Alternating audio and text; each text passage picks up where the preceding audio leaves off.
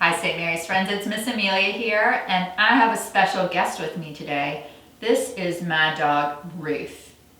Ruth is a 12-year-old Labrador Retriever who's a very special part of our family. And I brought her today because the story that I have to share today is about a dog. And it just made me think of how important Ruth is in our family, and I wanted to introduce her to you all.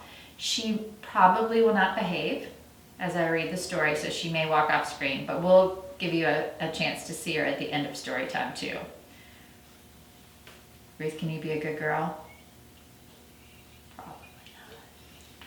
So the book I have today to share is The Sailor Dog. But before I read to you Sailor Dog, I want to tell you the Bible story that it reminds me of.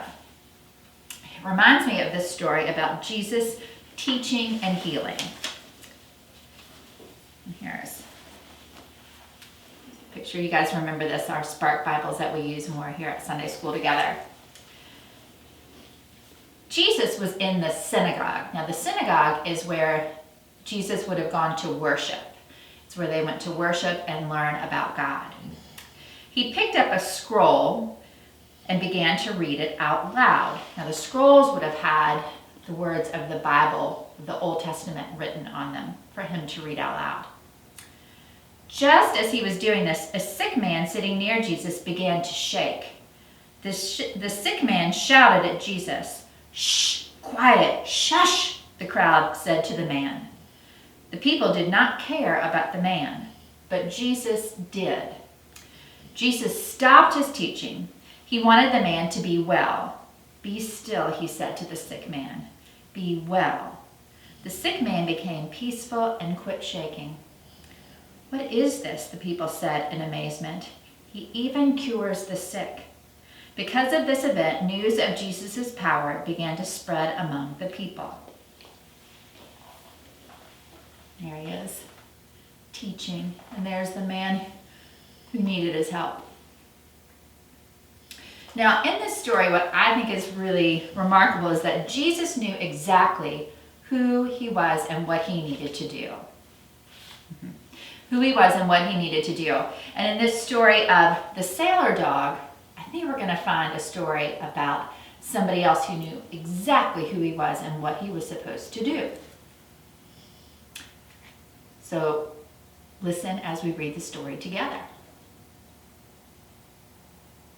The Sailor Dog by Margaret Wise Brown, illustrated by Garth Williams, published by Random House Books. Born at sea in the teeth of a gale, the sailor was a dog. Scuppers was his name. After that he lived on a farm, but Scuppers, born at sea, was a sailor, and when he grew up he wanted to go to sea. So he went to look for something to go in. He found a little submarine. "All aboard," they called. It was going down under the sea, but Scuppers did not want to go under the sea. He found a little car. "All aboard," they called. It was going over the land, but Scuppers did not want to go over the land. Scuppers was a sailor. He wanted to go to sea. So Scuppers went over the hills and far away until he came to the sea. Over the hills and far away was the ocean. And on the ocean was a ship. The ship was about to go over the sea. It blew all its whistles. "All aboard," they called. "All ashore that are going ashore. All aboard." So Scuppers went to sea. The ship began to move slowly along. The wind blew it. In his ship, Scuppers had a little room. In this room, Scuppers had a hook for his hat, and a hook for his rope, and a hook for his handkerchief, and a hook for his pants, and a hook for his spyglass, and a place for his shoes, and a bunk for a bed to put himself in. At night, Scuppers threw the anchor into the sea, and he went down to his little room. He put his hat on the hook for his hat, and his rope on the hook for his rope, and his pants on the hook for his pants, and his spyglass on the hook for his spyglass. And he put his shoes under the bed and got into his bed, which was a bunk, and went to sleep. Next morning he was shipwrecked. Too big a storm blew out of the sky. The anchor dragged and the ship crashed onto the rocks. There was a big hole in it. Scuppers himself was washed overboard and hurled by huge waves onto the shore. He was washed up onto the beach. It was foggy and rainy. There were no houses, and Scuppers needed a house. But on the beach was lots and lots of driftwood, and he found an old rusty box stuck in the sand. Maybe it was treasure. It was a treasure to Scuppers for sure. It was an old-fashioned toolbox with hammers and nails and an axe and a saw. Everything he needed to build himself a house. So Scuppers started to build a house all by himself out of driftwood. He built a door and a window and a roof and a porch and a floor, all out of driftwood. And he found some red bricks and built a big red chimney. And then he lit a fire, and the smoke went up the chimney. Then the stars came out, and he was sleepy. So he built a bed of pine branches, and he jumped into his deep green bed and went to sleep. As he slept, he dreamed, if he could build a house, he could mend the hole in the ship. So the next day, at low tide, he took his toolbox and waded out and hammered planks across the hole in his ship. At last, the ship was fixed, so he sailed away until he came to a seaport in a foreign land. By now, his clothes were all worn and ripped and torn and blown to pieces. His coat was torn, his hat was blown away, and his shoes were all worn out, and his handkerchief was ripped. Only his pants were still good. So he went ashore to buy some clothes at the Army-Navy store and some fresh oranges. He bought a coat. He found a red one, too small. He found a blue one, just right. It had brass buttons on it. Then he went to buy a hat. He found a purple one, too silly. He found a white one, just right. He needed new shoes. He found some yellow ones, too small. He found some red ones, too fancy. Then he found some white ones, just right.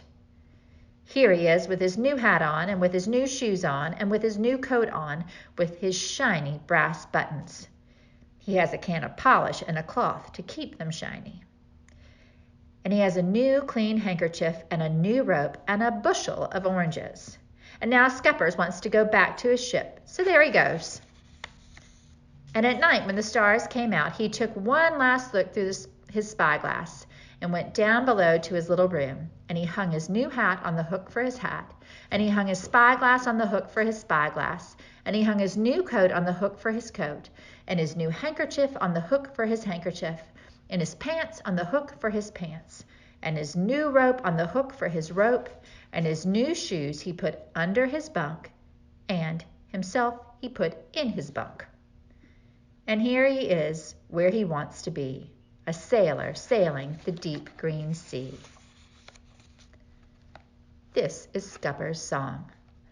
I am Scuppers the sailor dog. I am Scuppers the sailor dog.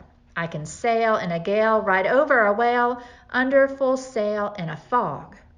I am Scuppers the sailor dog. I'm Scuppers the sailor dog. With a shake and a snort, I can sail into port under full sail in a fog. I love this story of Scuppers the sailor dog. He is so confident about what it is he needs to do and who he is, and he works very hard, even after his shipwrecks, to be able to do exactly what he knows he is best at. Now, I wonder if you guys can think of something that you are very good at, something that God has made you specially to do. You may know exactly what that is, and you may not yet. That's just fine. But you probably can think of something that you are really good at, that you are very confident about. It may be that you can draw really well. It may be that you're great at playing basketball.